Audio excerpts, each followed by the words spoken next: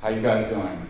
I have with me some partners in crime, Shirelle and Cedric, Versatile Johnson. We're all in the building here. We're real happy to be here. We also have a surprise guest who's not physically here. So let's start it off. Wait, 1 second. Let me just make sure that I got this going.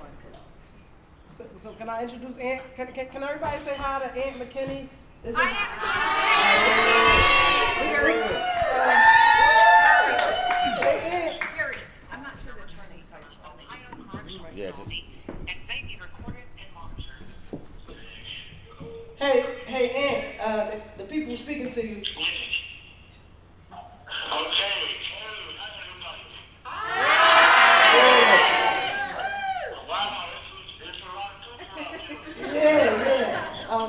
Aunt was a collaborator on the Jim Crow EP. He's a part of the album as well. He actually composed the song that I wrote called Headed to the Streets. I don't know if anyone's seen the video, but you will see it today. And he's super talented.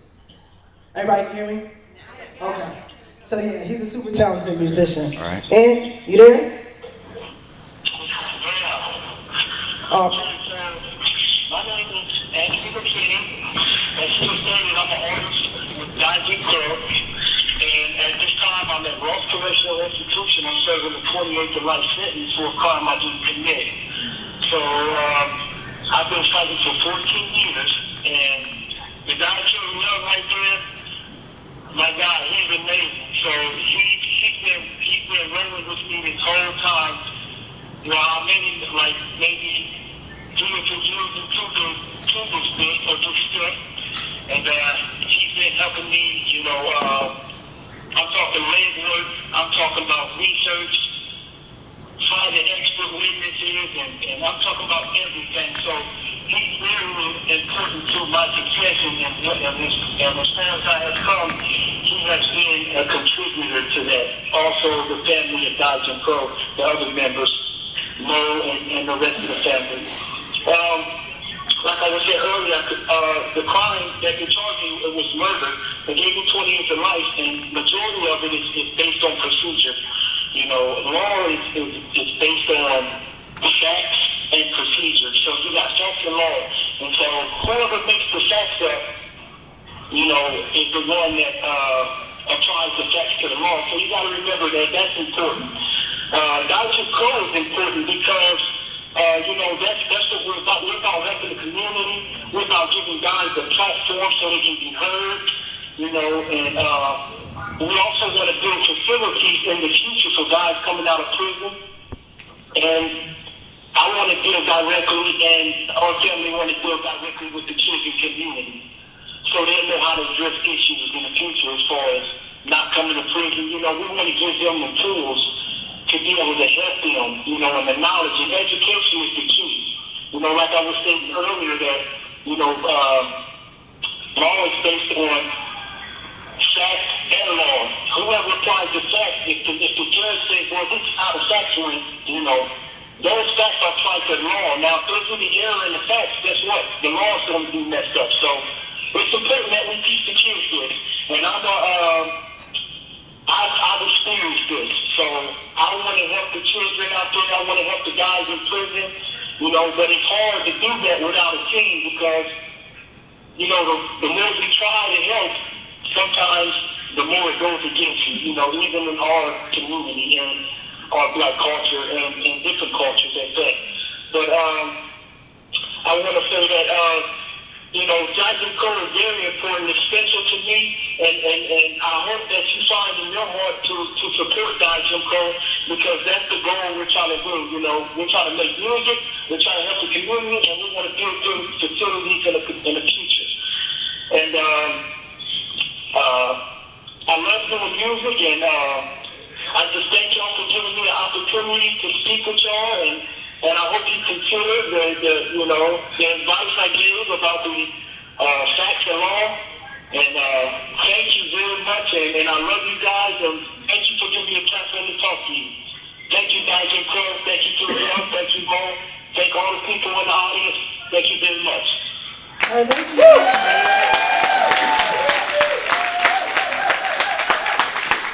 You hear it? That's all you know. You hear it?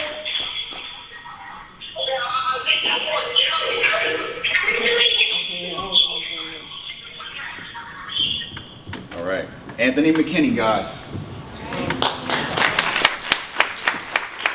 So he is serving 20 to life for a murder he maintained his innocence on, and I don't know if you caught what he was saying, but in the beginning, but I've been helping him with his case, and I firmly believe in his innocence as well, and we're just trying to get the guy out of there. So, my name's Fury, and I'm the executive director and founder of Die Jim Crow. I started it back in February 2013, and I'll get into why in a bit. I'm gonna let you introduce yourself. Oh, hi guys. My name is B.L. Shirelle. I have to like break that down now because some people are saying B.O. and that's like wild. So my name is B.L. Shirelle. I'm the deputy director of Die Jim Crow Records, and I'm also an artist and a songwriter. And I have wrote for the Die Jim Crow EP. I'm producing a project for one of our artists that's incarcerated by the name of B. Alexis. She's phenomenal, a phenomenal rapper from South Carolina. And I also do my own, solo work as well. Good afternoon. Y'all a little too dead for me. I like the excitement, I had a long drive. I drove from Louisiana, from Kansas to Louisiana to Dallas. So I need a little bit more excitement out of y'all. How y'all doing? That's what I'm talking about. Positive energy.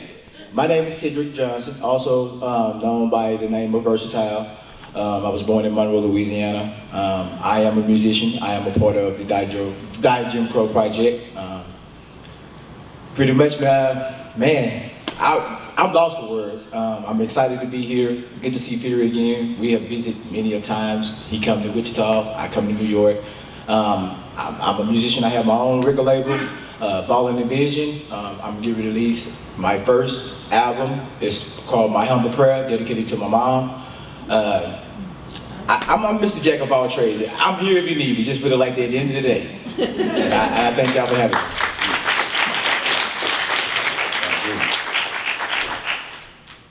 All right, so we're gonna start it off with a video. Just to give you a little background, we are doing a Kickstarter campaign right now, and the title of this presentation is called From Concept Album to Record Label, and that's what the Kickstarter is for. It's a crowdfunding campaign for 50 grand, and we need some support as we transition from this project, which started as a concept album, which I'll get into in a minute, and is now becoming the first nonprofit record label in the US for formerly and currently incarcerated musicians. So this is the video. Thank you. This is the video in support of that campaign. So, just want to give you a little bit of a context for the history and the space that Die Jim Crow enters in the history of prison music, with a focus in the US. So people have been recording music in prisons for many years, since like the early 1900s. I guess Lomax's, Alan Lomax's recordings are some of the most well-known early recordings inside. Here are just some examples, just for fun. The Escorts, which recorded at Rawway before Lifers Group. The Gory all-girl string band, which was actually in Gory Unit here in Texas. Prisonaires from Tennessee, they actually recorded on Sun Records before Presley did, interestingly enough. And then of course, Lifers Group. You saw a little clip of Maxwell Melvins, who's our senior advisor, and Maxwell started Lifers Group while he was serving life in the early 90s in New Jersey, and they ended up being nominated for a Grammy. And now he's on our board and he's our senior advisor, so it's an honor to have him. I asked this last year. There are a lot of new people here. Welcome. So I'm gonna ask it again. Does anyone know who Jim Crow is? Anyone in the audience? And if you know the answer, don't raise your hand. Like from last year, I'm saying. All right? Anybody?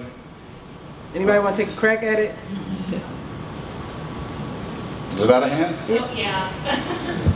So Jim Crow actually isn't a person. He a character that the segregation in the South was named after. Okay, close. But well. Can you expand on character? He was a character in a minstrel show. Okay. I Bingo. don't know how far you want to go. I actually could give you a whole lecture on it. Okay, we need I just didn't know how far you wanted me to go. Yeah, I didn't know you knew all that. All right. We need to talk more about that. Yeah, it was originally a song. Actually, strangely enough, the guy who made it famous, I mean, he's kind of, legend has it he stole the lyrics. But the guy who made it famous grew up a few blocks away from where I grew up in the Lower East Side of Manhattan. His name was Daddy Rice. He was a white dude, Irish guy. I'm a Jew, but we're both white dudes. So, yeah, legend has it that he was in either Kentucky or Ohio, and he witnessed a field hand slave, like from his dressing room, doing this song and dance, and these were the lyrics. I wheel about and turn about and do just so. Every time I wheel about, I jump Jim Crow. And you know, when it was published, it was written in this kind of language with the misspellings and all that. So it's very much a caricature of black people. Just to give you a sense of how popular Jim Crow became, this is like an image of the stage on the Bowery, 2 blocks from where I grew up, of like a mobbed stage after a performance. Basically, blackface minstrelsy was the first form of mass entertainment in America.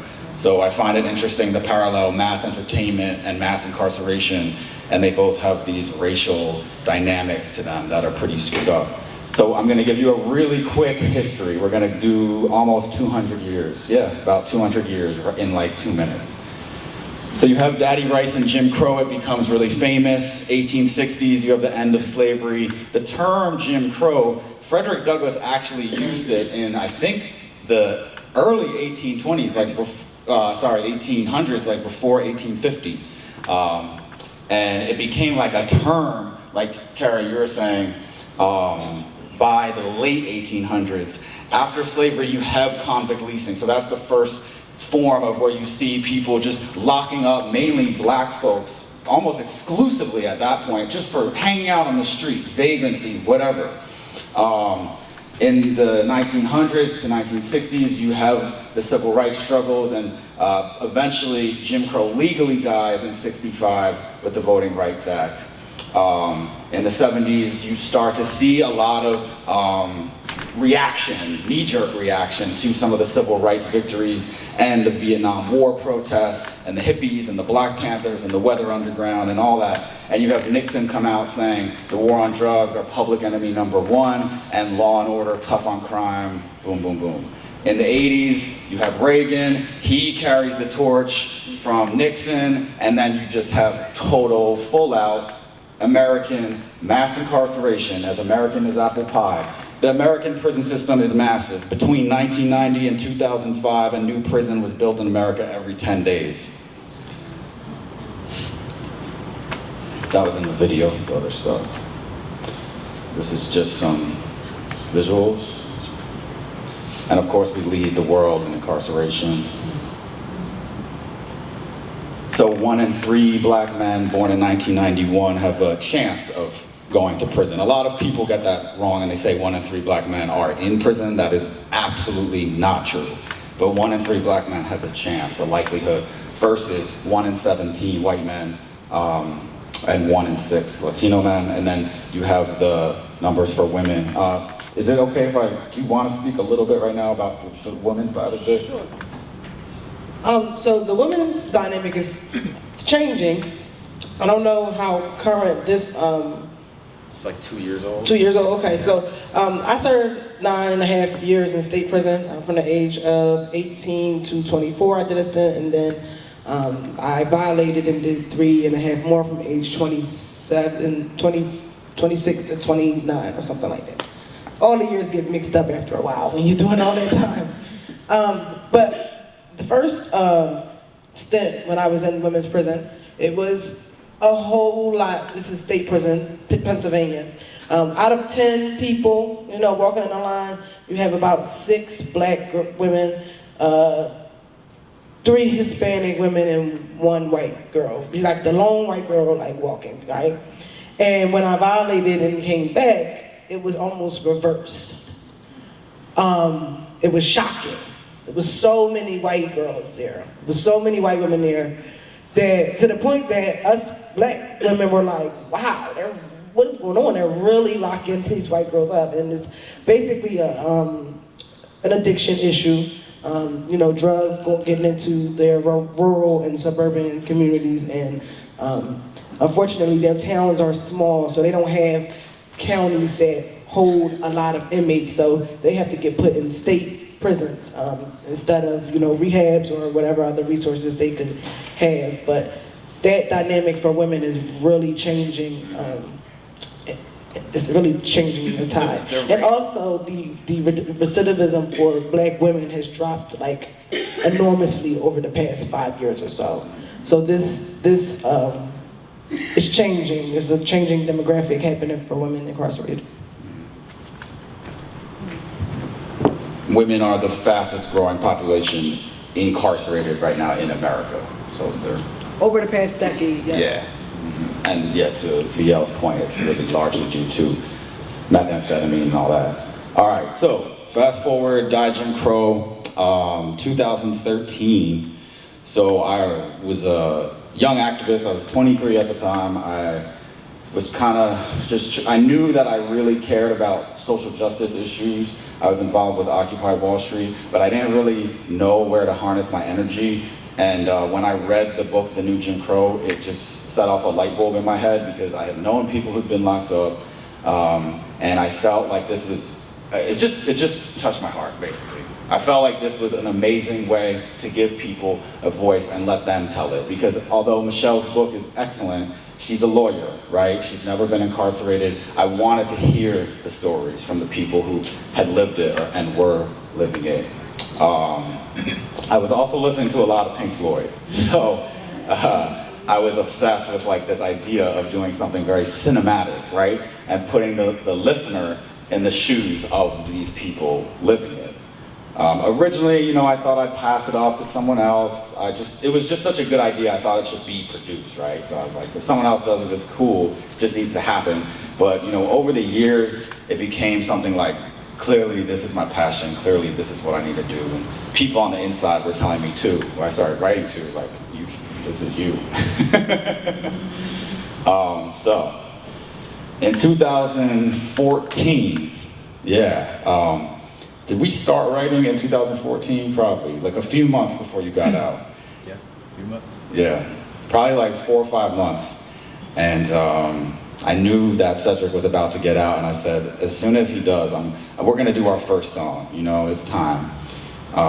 So I drove down to Wichita, Kansas, and we did this.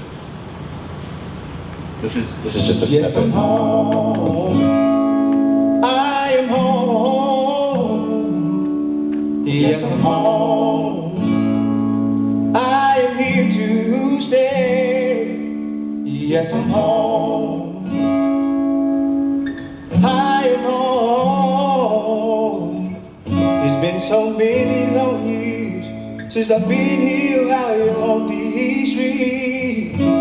So much has changed, all those machines. Missing my favorite street corners, knowing that I'm much stronger. I am here to stay. These are my brighter days. There's no other way but to go all the way. I'm home.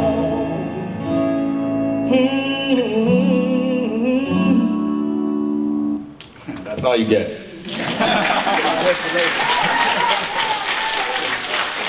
you talk a little bit about that? This was the motel that song was conceived in. Okay, so I was incarcerated for a total of 7 years straight in Lansing Correctional Facility in Lansing, Kansas. So it all started out, I was part of a men's choir. I was the lead vocalist for the East Hill Singers in Lansing Prison. And it's just, we had a program called Arts in Prison. Arts in Prison was pretty much like this family, this community here. Yeah, I call this family. This is my family. I could talk to you guys. So that way you can get a better understanding of what it's like to be behind walls and what it's like to come out.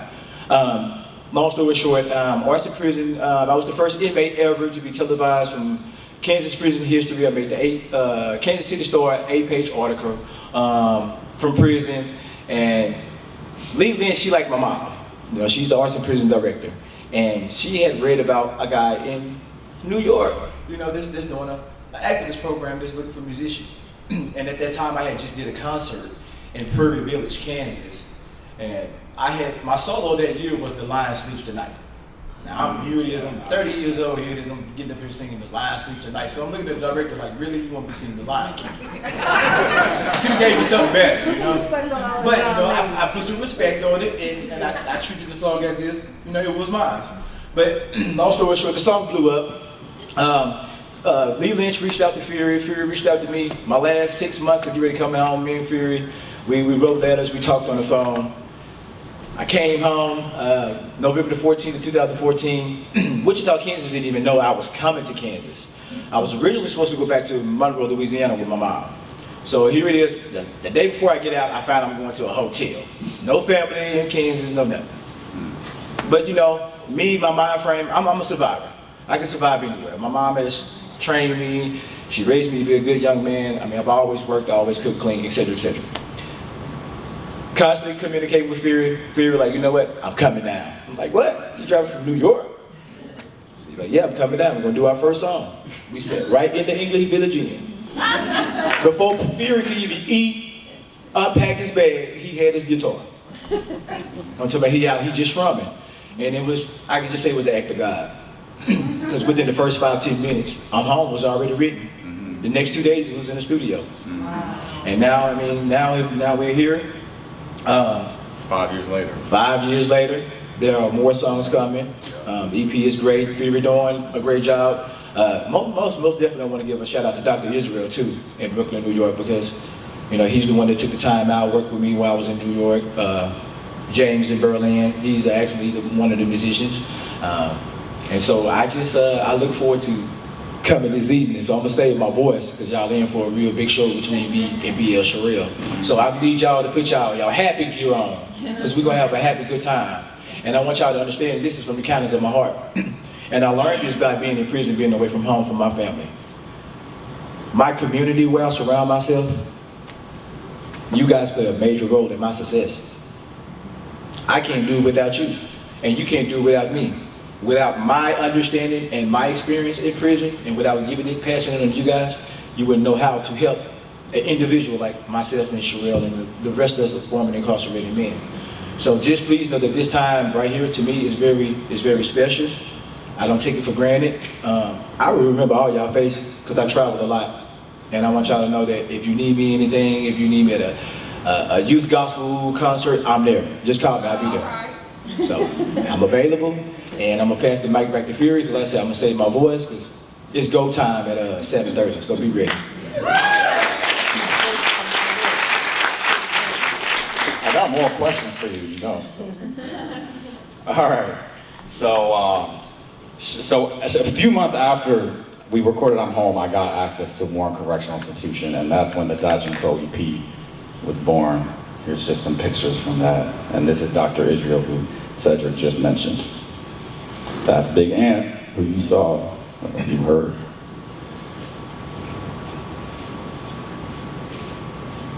So when we first went there, we recorded a 26-member choir, and then we came back a few months later and recorded individual artists.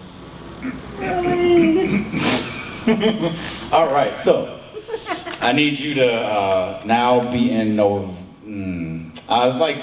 It's like early 2015, the EP is getting worked on, and I'm still trying to get access to more prisons, and I'm just hitting up everybody, right? And I see this TEDx talk, and I was like, you know, this has potential. It's kind of corny, but it's got some potential, so I'm just gonna say no more. I'm just gonna leave it at that. I'm not even I get to defend myself. You want it before or after? She likes it now? Yeah, I can defend myself in the court of law. The Department of Corrections in Pennsylvania had a TEDx, right? And you know, I wrote a song, two songs. I arranged it. I got my Sullies who one of them was like a former Nazi. She got like 17 swastikas on her, but she's like my best friend now. Like, and my other friend to rap the verses, and she was just like the girl on the picture. She's cool, but she wasn't like our real friend. She was just like, you can hold like a half a note, so come on, right? So they were very, you know, censored with our stuff, right?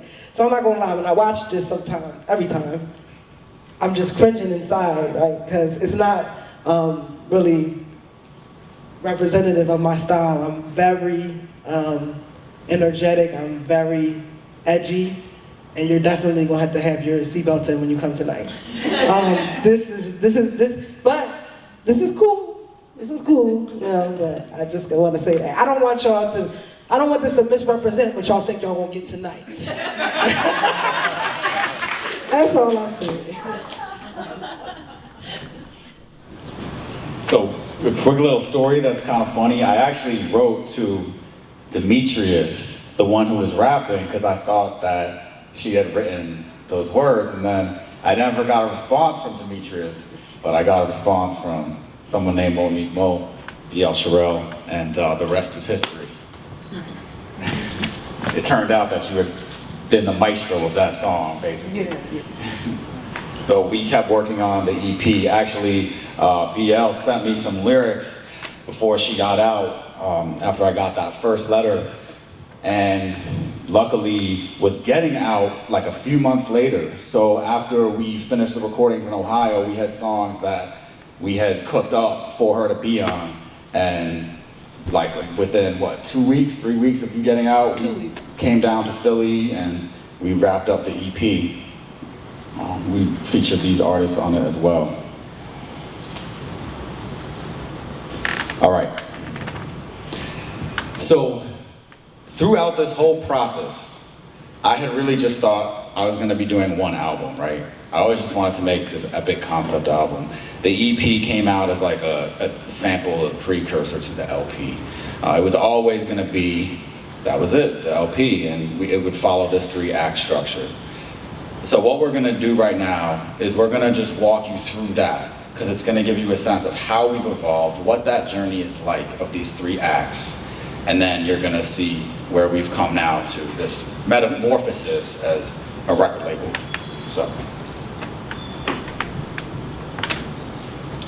So yes, everybody has different stories, right?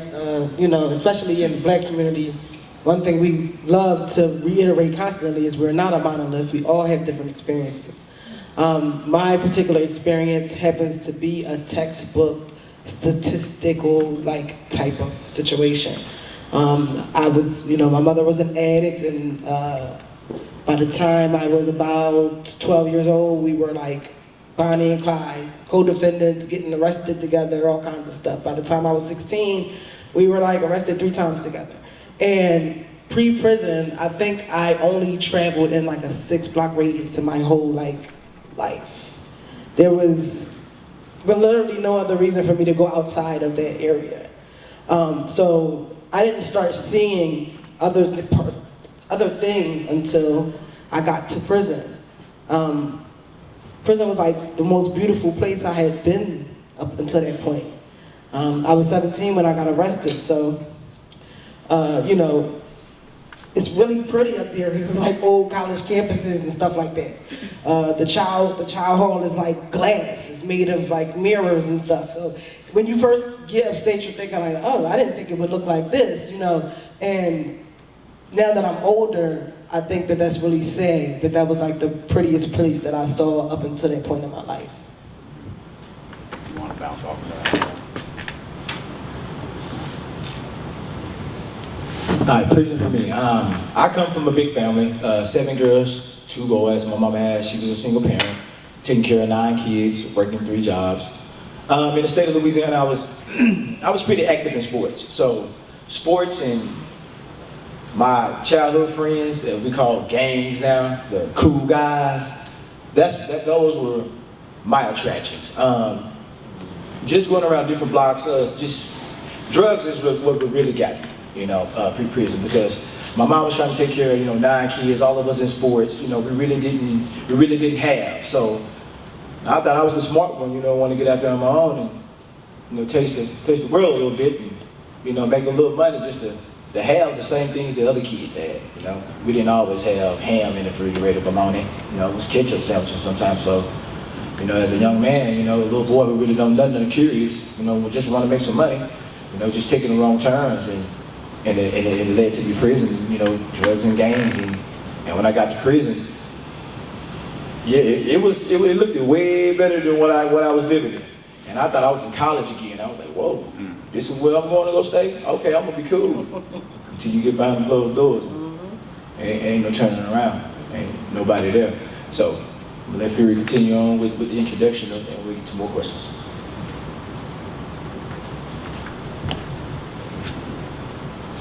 You want to introduce us?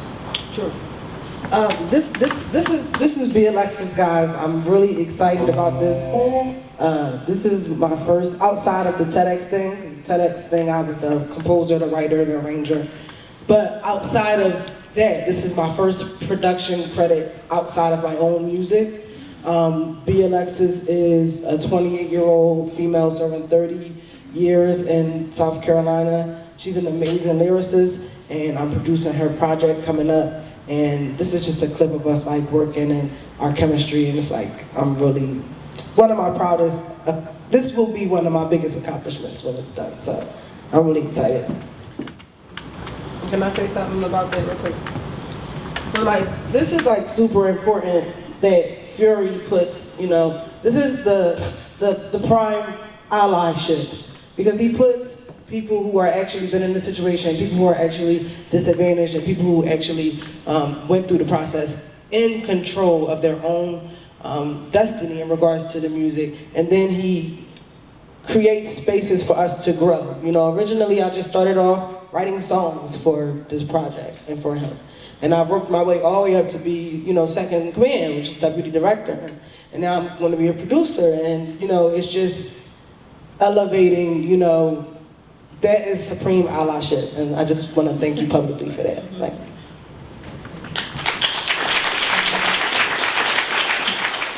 So this is another project we're working on, and actually me and BL and this guy you see here, whose name is Ak, are all producers on it. So we're 3 co-producers on this project. It's 13 dudes at a prison called Allendale Correctional Institution in South Carolina, and it's a group called The Masses. You guys like that taste song? So because we're at the International Prisoners Family Conference, we did want to talk just a little bit about the aspect of family well-being on the inside. I'm gonna have BL start it off. So I touched on it earlier. My mother was an addict who, I can never mention this story without saying that she now has 13 years clean and sober, and she's a very successful woman. But back in the day, she was like my sister, right? So, and I had an aunt too, who was also like my sister. So we was 3 sisters and a mom, who was my grandma. And that is my grandma right there. She was an amazing woman, to the point that she would buy us houses. My mom didn't work until she was like 33 years old, 34. That was like her first time ever getting a job. My grandma maintained her own household with her husband and her household, and also our household. So she would go from her house to come to our house every day, get us ready for school, come back with groceries, put it in our refrigerator, come back, do laundry, come back, help us with homework, or, and she was a gangster too. So my mom used to have a lot of addicts and stuff in her house. She was the type of person, she didn't go out and do her drugs. She would rather be around her kids and do her drugs. But that brings a lot of danger to your children at the same time. So sometimes, people go out because they want to protect their kids from the outer things that come in, but my mom's was kind of reverse. And my grandma would have people on like payroll on the block if it was like too much traffic coming in and out, and people would call her 3, 4 in the morning. My grandma would come, license to carry, right out the joint, kicking everybody out, addicts used to hide. They were scared of her, hide in the closet, hide in the hamper. Oh my God, your girl's here. And she was just like an amazing woman. And when I was released in 2015 in December, I was staying with her, and in January 2016, she had a very massive stroke, which led to dementia, and she was deceased 6 months after in July.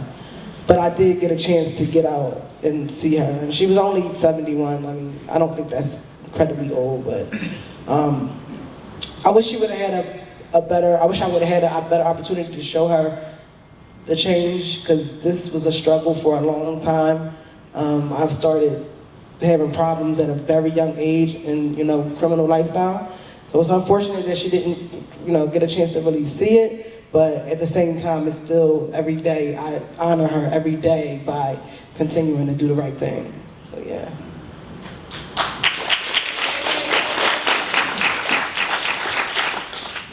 And this one here is it's real tough, real emotional for me.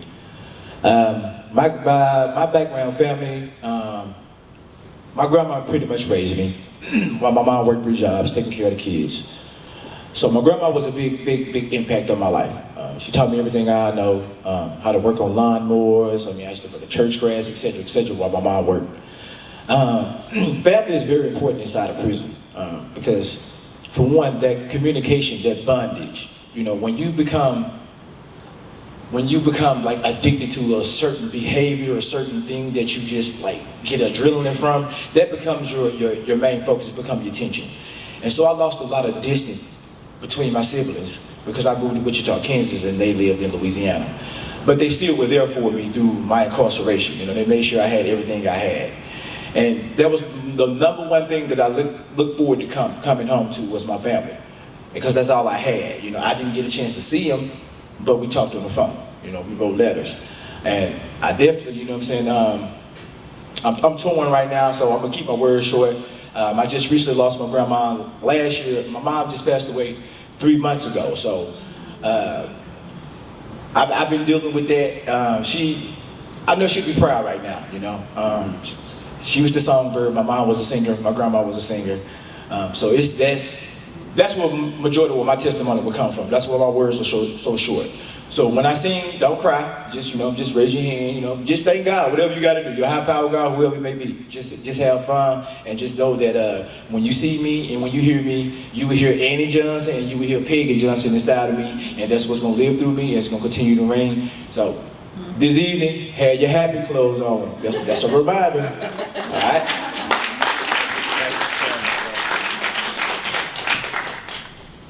And this is Charles Williams, who is a lifer in Ohio, and he's on the cover of our EP, and that's him and his daughter. So just a shout out to him. That's when he first got locked up. He's in prison also for a crime which he says he did not commit, and also looked at the evidence on that one, and I believe in his innocence. This is his dad, real proud, holding the record. All right, so re-entry. Do you want to introduce this, or should I just go for it? I think you should introduce him a little bit. A little bit? Okay. Yeah, just a little bit. So when we first started working, Fury sent, because remember it was just an album at the time. So Fury sent a format paper, right? Of everything that he wanted songs about, kind of. You were like super controlling back then. But I was really interested. I was gonna say, it's not now. Yeah, right. Not really. I mean, he can't win over on me like that no more, But so it was a song about re-entry, and I was approaching re-entry. And not only was I approaching re-entry, I also was a repeat offender. So this was already my second time being back. So I knew what it was like already to go out before and not be successful. So I had so many mixed emotions. My family was unsure of, my intentions, because I've always been intelligent. I always say the right things. You talk to me, oh, she's super smart, But behind the scenes, I was just doing the most a lot of the time. So everybody was very nervous, including myself. I wasn't sure if I had the confidence in myself that I was going to be successful. They had really did a good job of stripping me away from my self-confidence. And the song was so easy, I wrote it in like 5 minutes. Because the emotions were so sincere and so pure. It was literally like, oh, I'm going through this right now. I'm going to write the song right now. And I wrote it in like 5 minutes and just sent it like directly back to him. So yeah, it was like in real time happening. And that's it. And Ant's on it, the guy we was on the phone with. He composed the music. I wrote the lyrics, so yeah. And also a funny story is that Ant and Mark, who was the co-composer on the song, major shout out to Mark Springer, they were working on some lyrics for this, and when BL sent me her version, which I didn't even ask her to write, you just were moved by that on that list, and you were like, here, I did that one, just, you like this? I hit up Ant and Mark right away, and I was like, stop what you're doing, we have the lyrics. And then they got the lyrics. They didn't believe me at first, but when they got the lyrics, they're like, okay, yeah, we'll just work around this. So, this is a music video. Go ahead and film the hell out of this one. That whole song, aside from BL's vocal, that lead guitar outro, and the background vocals on the last hook, was recorded in prison. Drums, guitar, bass, keys, everything. So, BL and verse, I just want you to talk a little bit about what the struggles and successes have been of your reentry. You want to start it off, Seth? I know for me, some of my struggles and my successes were, I'm gonna start with my struggles. It kind of, when you first get out of prison, coming back into society, you know, you got this label. Convicted felon. Jobs, number one. But I think it's ultimately up to the person. What are your dreams and goals? What do you want to accomplish? Because getting out started with nothing, you know, being from a town where I have no siblings, it was hard. But you know what, I pushed through. Because I stayed in that hotel 10 days. 10 days paying for it out of my own pocket. The 11th day, when Fury came out, I was already home. I was already home. So, I mean, I didn't have many resources, but I knew people. So those were one of my successes. Getting to home, buying my first vehicle. Now, I mean, I'm a sales consultant. I've been at a Chrysler Dodge Jeep and Ram dealership. I've been there for almost 5 years now. So, I mean, my success has come from you guys, the community. I'm just gonna be honest with you. Because like I said, without you guys, I wouldn't be sitting here in this seat today if the community didn't stand behind me. So those are some of my successes. The music is a success. I love it, I'm happy. I'm glad to be out. I've been off the road almost 3 years. Love it. Freedom. Yes, so I have to kind of 100% agree with you about the successes. We can't have success without the community. If we're ostracized and exiled outside of society, then that keeps us in the underworld, which keeps creating victims of crime because we can't get in the real world.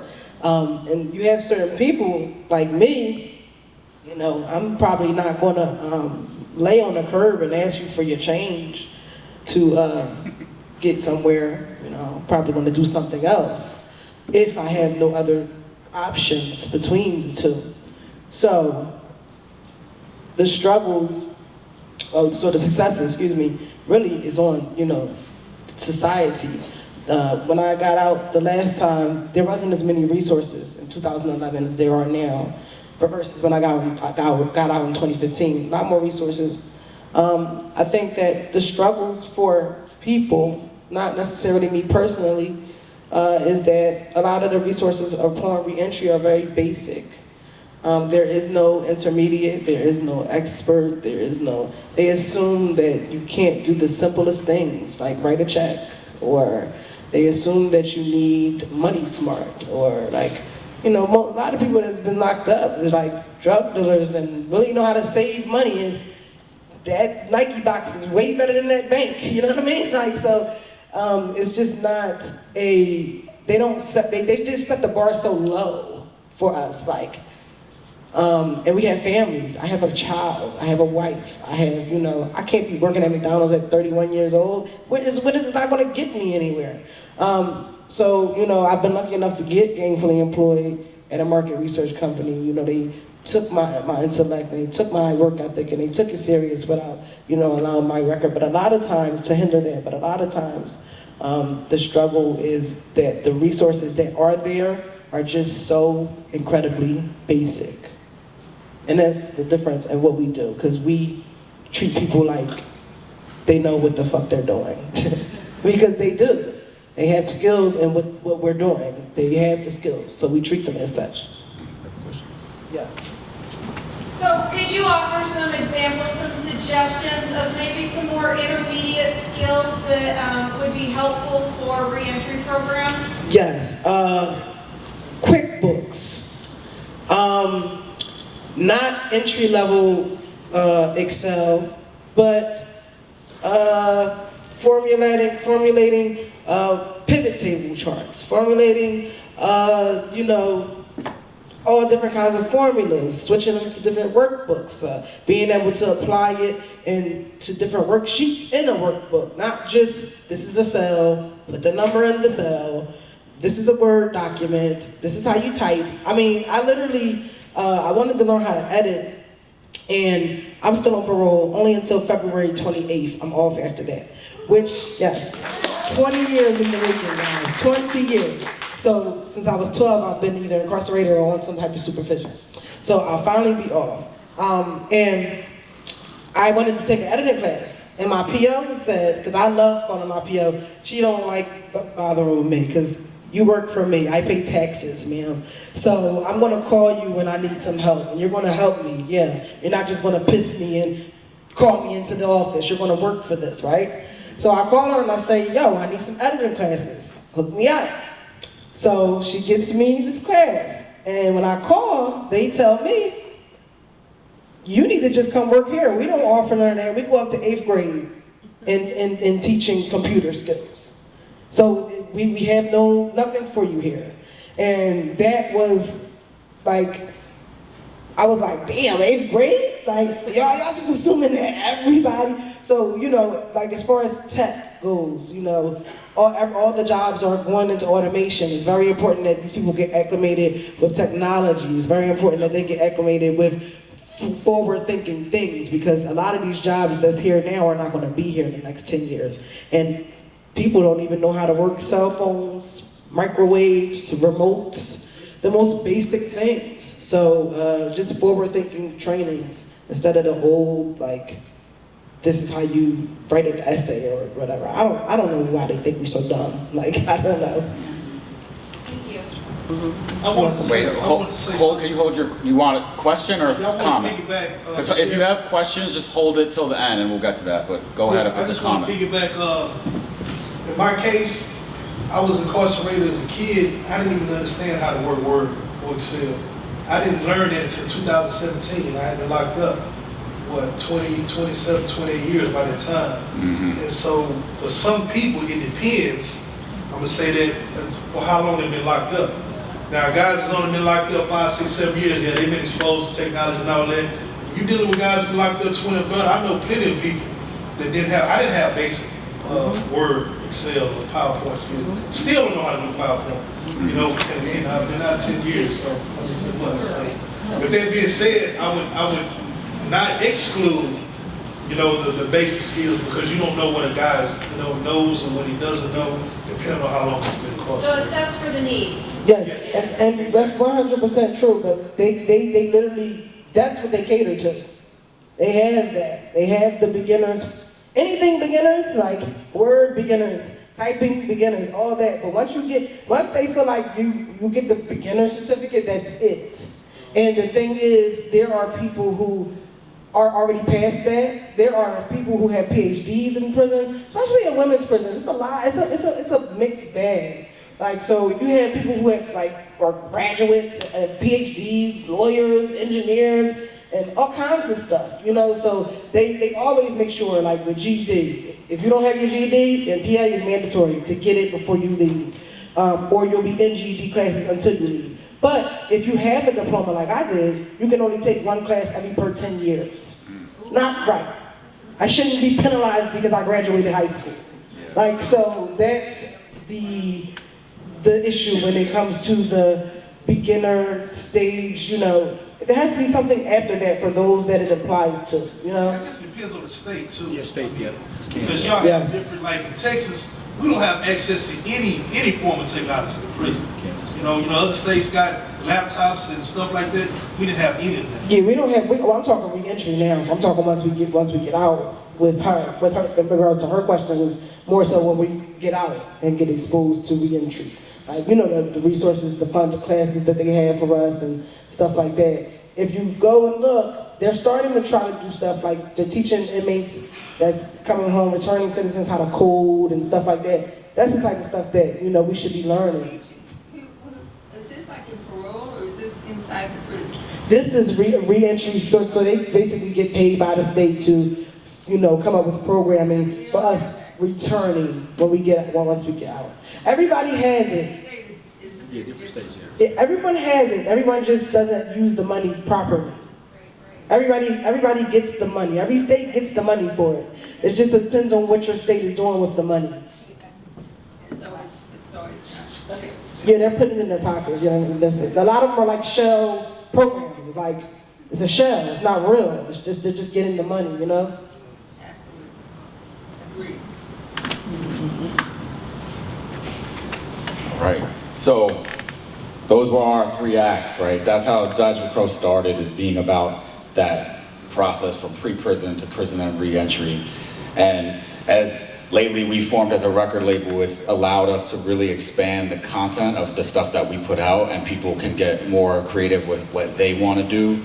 But I think at the heart of it, there is still this mission of changing the narrative through music about the prison system. And that's what Die Jim Crow means to me, personally, as the founder of the organization. I think Jim Crow doesn't necessarily just have to apply to race. I think it's a concept of people, the other, the us and them. It's the people who society casts aside and judges. And I think that people who are incarcerated and formerly incarcerated are judged by society and misunderstood. So, just bear with me one moment. We're gonna try something a little different. This was a last minute idea from my you-know-who over here. So if you want, this is a little taste of what you're gonna hear tonight, so.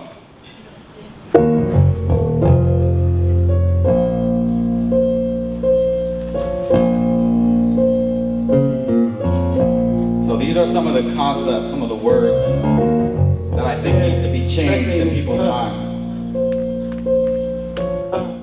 My self-esteem was kind of low. I had a demon in my soul that said the truth and made it right. Yeah, you guys did that just a little bit. I don't know how many hip-hop fans I have in here today, but I'm going to give y'all an extensive course in hip-hop tonight. It's gonna be a show. It's gonna be a show.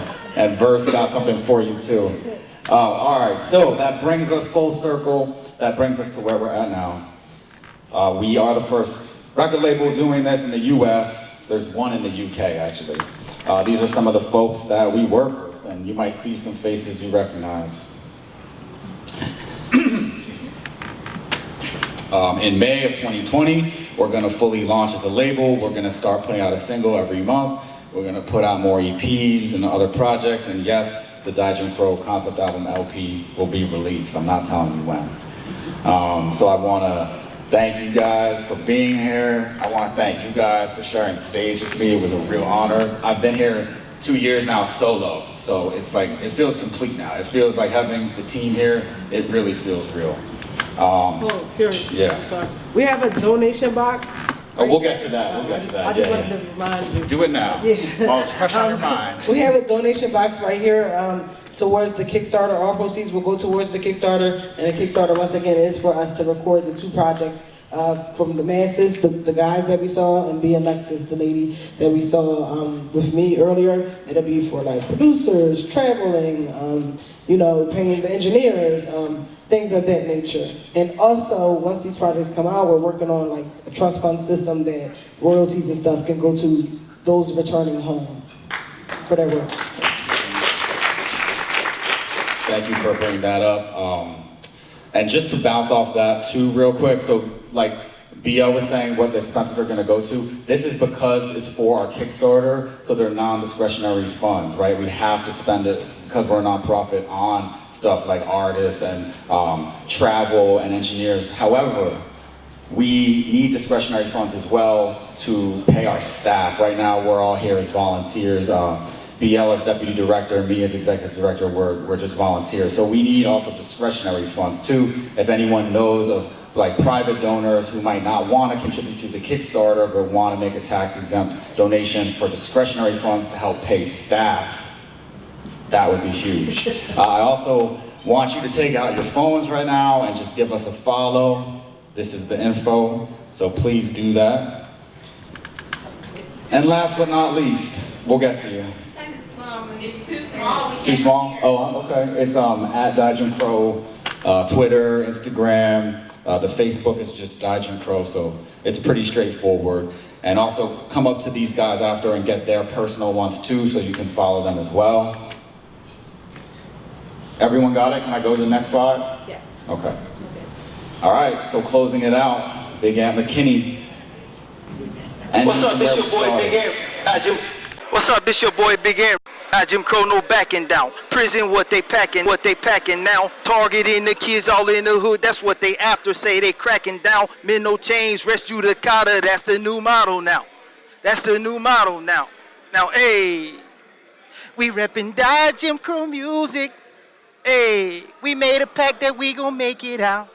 Oh, you good to use your brain if you don't use it. Oh, I'm what it's all about. What's up, this your boy Big Ant, representing Dodging, but you know me from Tired and Weary and Headed to the Streets. Look, we need your help. We got the Kickstarter going. We got about 12 grand going. We got the 10/28 to make 50. So we need your support. Support us so we can support our community, support the guys in here, you know what I'm saying? And it's going to benefit everybody who's a part. They can have a voice and a platform to sing on and rap on. So good looking out. Thank you. We need you. Love. One. Get at us, man. We need your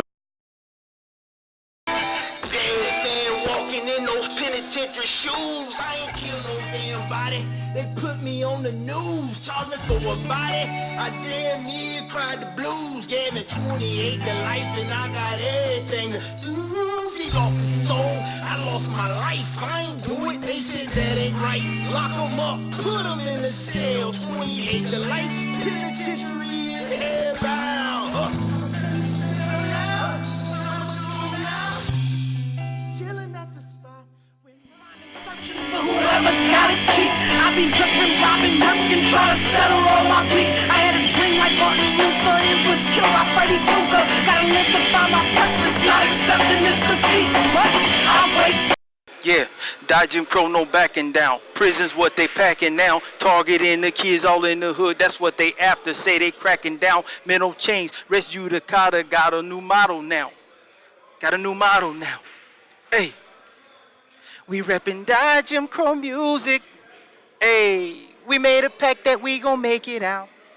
Oh, so help us out so we can help you and our community. Hey man, we love you. Thank you. This is urgent. One.